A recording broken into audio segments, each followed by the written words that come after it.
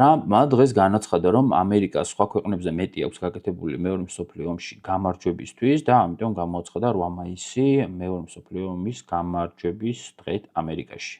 ბევრში ამან ძალიან დიდი პროტესტი გამოიწვია, მაგრამ პირველ რიგში პოსტსაბჭოთა სივრცეში ან არ უყვართ, ან არ იციან ამერიკის მონაწილეობის შესახებ მეორე მსოფლიო ომში.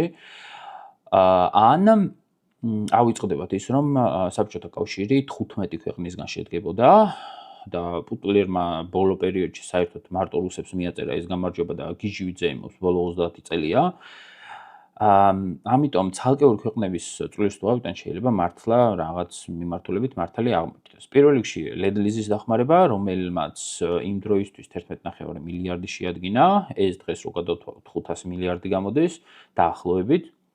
და მეორე ეს არ იყო საკმარისი და სტალინმა შეძლო იაპონელების მოტყუება, ვითომ ამერიკა აპირებდა მათზე შეტევას და იაპონელებმა ითამაშეს დასწრებაზე და მოაწყვეს პერლ-ჰარბორი, რამაც გამოიწვია უშუალოდ ამერიკის ჩართვა ომში.